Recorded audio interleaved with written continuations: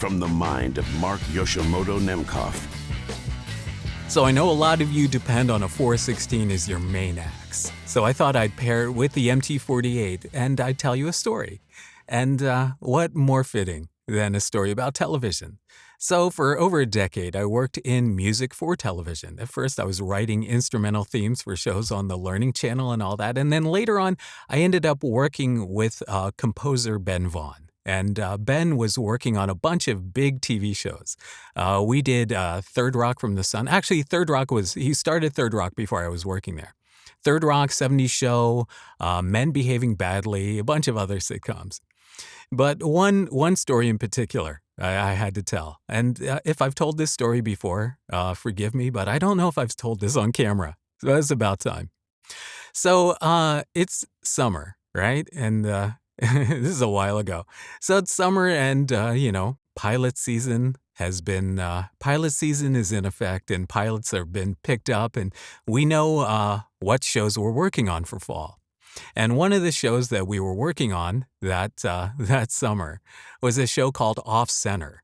And Off Center was a sitcom that was created by Paul and Chris Weitz, who they had just come off of big success off of the American Pie movie. And Danny Zucker, what was that? Modern Family. Danny Zucker created Modern Family. And so, but this was before Modern Family. So the three of them created this sitcom called Off Center. And it was about a guy, I think it was a British guy who, fish out of water kind of thing. And John Cho was in it. Eugene Levy was in it for a couple of episodes, but he wasn't a regular. But, it was just kind of I think it was on the WB network at the time. But so we with the Weitz brothers hired Ben to do the theme for it. And so he had cooked up a theme for it. And they were like, oh, this is great. But the writers on the show have come up with an idea for a theme. And so the writers on the TV show had written a bunch of lyrics. And the lyrics weren't that great. But, my boss was like, okay, hey, whatever you want. So he had to write like a kind of a theme around their bad lyrics. And so we did so. And then they were like, okay, Ben, we know you have a lot of rock star friends. Can you get Gordon Gano of the Violent Femmes to sing this theme for us? And Ben was like, yeah, sure. Okay, I'll ask Gordon. And Gordon was like, yeah, I'll do it. I'll absolutely do it. And, the pay was good for a day of work. And then we'd fly Gordon out for a couple of days. And Ben would get to hang with Gordon and it would all be cool, right?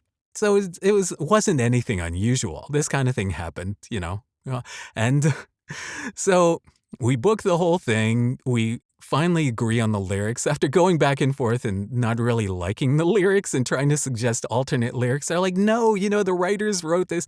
And let's just say it's not very often that the writers on a TV show write the lyrics for a TV show theme. So anyway, the whole thing gets booked. Studio time gets booked. The whole thing. Gordon is booked to fly in, and and everything's fine. So Gordon comes in as planned, and we're all ready to do the session. And the morning of the session happens, right? And the session is a big deal, right? Gordon Gano's there. So, of course, the showrunners want to be there. The producers everybody wants to be there. It's Gordon Gano of the Violent Femmes, doing that. And I couldn't be at the studio because I had to run the office. And so I was a little bit bummed. But, hey, that's the way it goes. And so this is where the laughing stops. Actually, so I wake up the morning of the gig, of the session, the vocal session for Off Center. And I'm like, because that morning was September 11, 2001.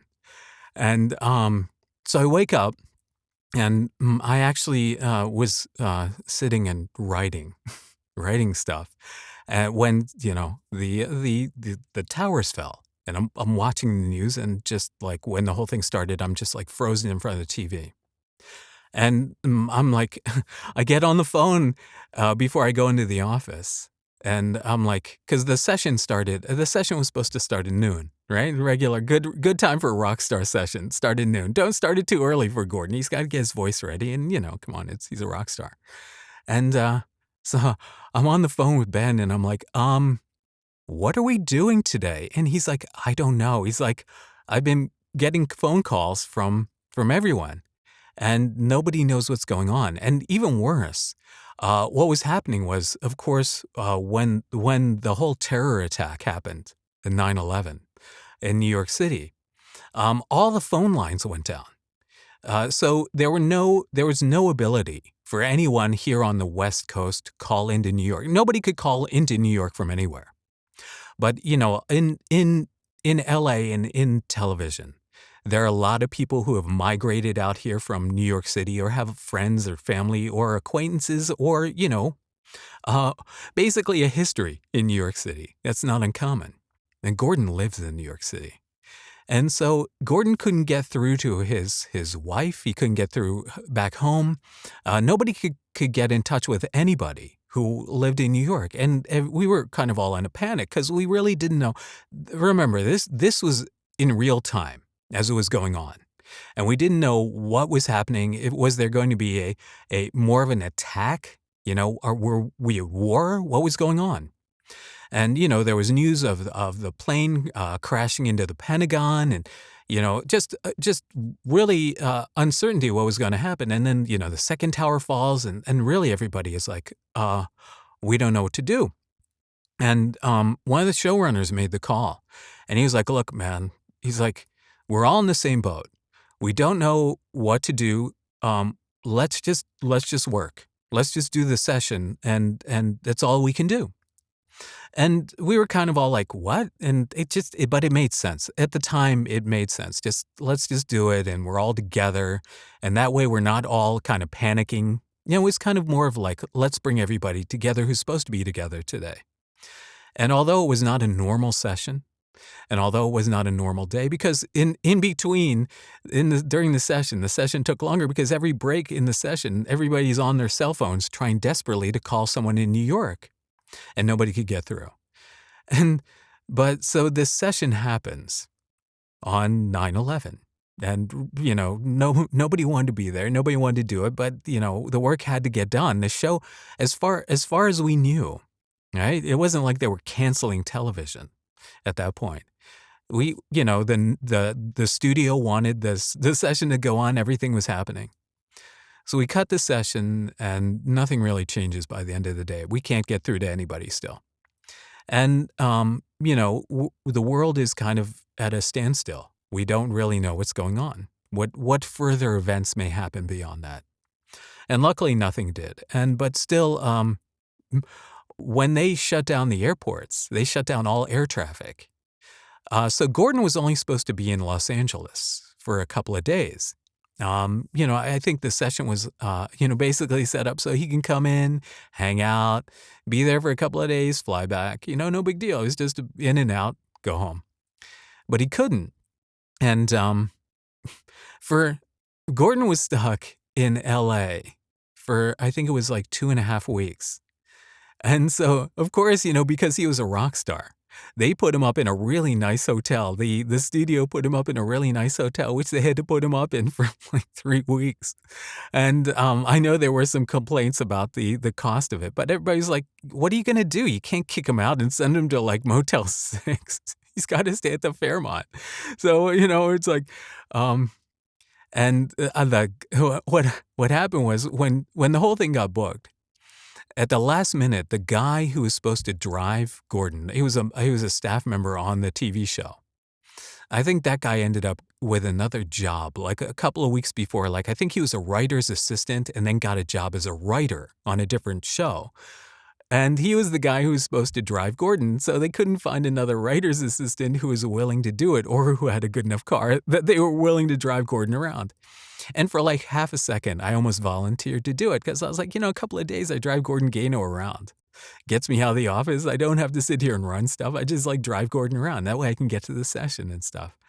But I would have had to drive Gordon around for 2 weeks if that had happened. So I'm kind of glad that I didn't do that. But in the end, Gordon went home and we all know what happened at 9/11. But that's my 9/11 story. That's the off-center story. The off-center theme the vocal session was cut on 9/11, as we were all kind of wondering what was going to happen in the world. So, yeah. So, I think it's only fitting that I end this by playing you the off-center theme. I found it on YouTube, actually. So this is kind of a bad, a bad version of it. Not a bad version of it, but like this is probably scraped off of a VHS or something. So enjoy. But anyway, Nation, 416 into the MT-48. What do you think? All right, leave a comment. Until next time, this is Mark Yoshimoto and MKH, fading to black. And here is the off-center theme. They say I gotta be a man, and I'm halfway there, halfway there. They say I'm having too much fun, but I don't care, I don't care. This is the time, it's going fast. How much is too much, or not enough? There's so much stuff I don't know.